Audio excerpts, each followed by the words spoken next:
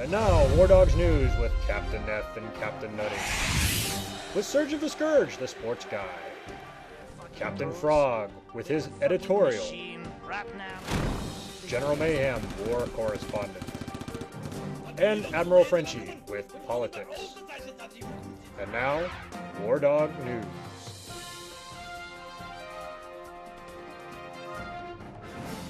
Good evening and welcome to War Dawgz News. I'm Captain Death. And I'm Captain Nutting. A lot of pimply-faced high school students are up a shit creek this month when President Bush vetoed the Iraq spending bill. Why pimply-faced high school students? Because those are the highest percentage of people receiving the minimum wage. The Congress decided to put the minimum wage increase, which was supposed to go from $5.15 an hour to $7.25 an hour, into the Iraq war spending bill. No, wait. I'm giving you time to let that sink in. Congress put the minimum wage hike in the same bill as the Iraq war spending provisions. What the fuck was that? Hey, that's my catchphrase. I mean, for the love of Pete, whether or not you agree with the Iraq war, whether or not you agree with the increasing minimum wage, what the fuck was that? Nutting, you use my catchphrase again and I'll be forced to get a cease and desist order. It's okay. I think I made my point. That the Congress is full of morons? That's not news. I just think it's important to keep reminding people of that. And now for sports with our sports guy. Sergio Pedro Gomez Ramirez Padre Chalupa Taco Wiener Schnitzel Lopez Chavez y Chavez Guadalupe de Santa Ana. Actually, it's only two Chavezes. Well, tonight's game versus the San Antonio Spurs and the Dallas Cowboys was an incredible one. At one moment, the Spurs had the round orange ball running down the field. Then the Cowboys caught this kind of oblong ball and ran down the field until they scored a point. Then a black man hit a little tiny white ball with a big long stick and walked after it. And when he found it, he hit it again and went after it some more. Then, before I knew it, this guy named Jack Bauer was saving the world from Russian terrorists. Right before he did this... Serge? Yes? Are you sure your dog wasn't sitting on the remote control again? He might have been. So who won the game? Well, apparently this guy named Neil who could only see in really tacky shades of green. Uh-huh.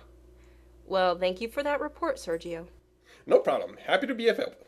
And now we go to Iraq for an update on the war from our war correspondent, General Mayhem. How are things going out there, General? Thank you, Captain. The insurgents continue to pound the outlying region of... while the U.S. forces are pushing back. Another suicide bomber has killed about 200 and... Shut the hell up! You know, I've got a way to win this war, if anyone would care to listen. And it won't cost that much money. Every time you find the pieces of a suicide bomber, every time you find the body of an insurgent, every time you kill an enemy in battle, you pour a little pig's blood on the corpse. That's it. If these nut jobs are doing this for the virgins in heaven, let's block the door to heaven for them. It's a great idea, really. The whole campaign would probably cost 3,000 times less than the cost of a Sherman tank. There would be no need of a troop increase, and it could even boost the economy here in the U.S. by giving the pig farming industry a much-needed kick in the butt.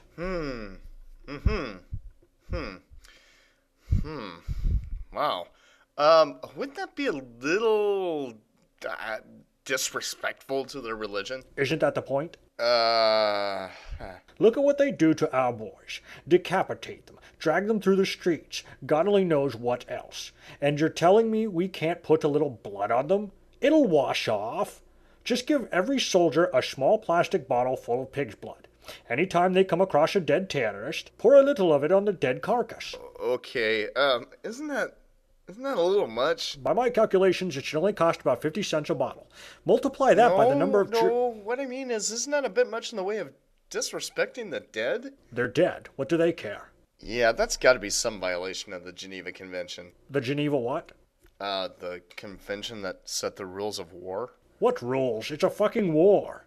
The Geneva Convention sets forth the rules and guidelines of how to humanely handle prisoners and sets forth rules of engagement for combat.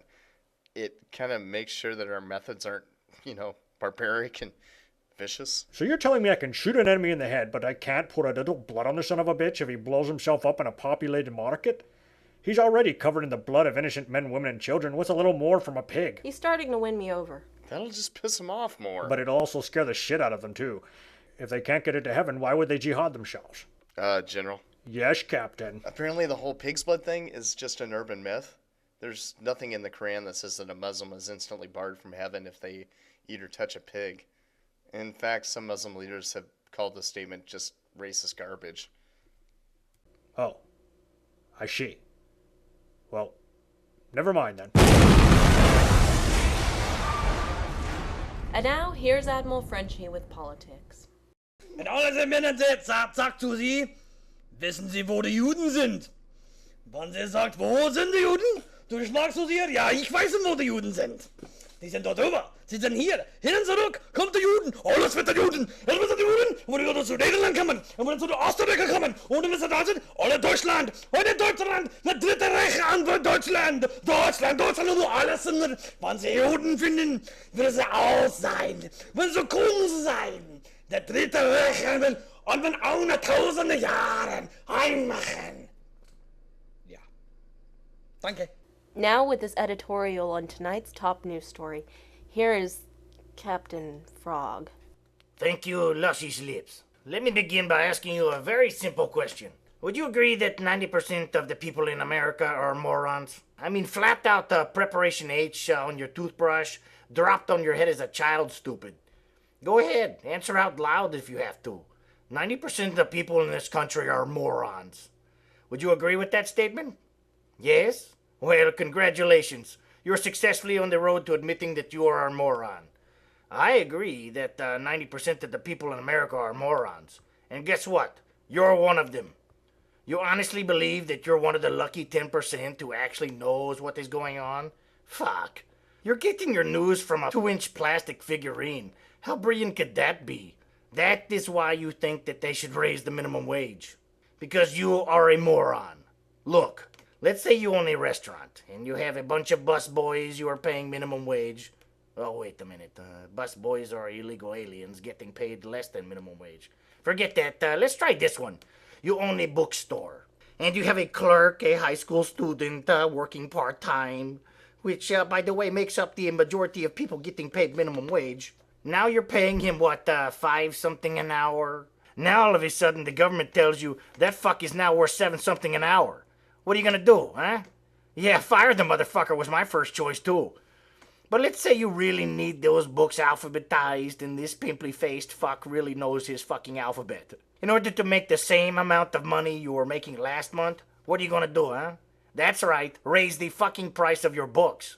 Do you see now? Raising the minimum wage is only a political tool used by Democrats to make you think they are on your side. So while they are scoring points politically, they are in turn raising the price of your gas, your milk, your cookies, your books, and everything. Shit, I usually buy one of those cheap-ass pizzas at H-E-B for $2. I went today and it was like 2 for $5. Yeah, do the math, motherfucker. But when my union says the raising the minimum wage is a good thing. Yeah, first of all, fuck your union. Get out now. Second, fuck your union twice in the ass with a rusty piece of copper tubing. Third, of course they want the minimum wage to go up.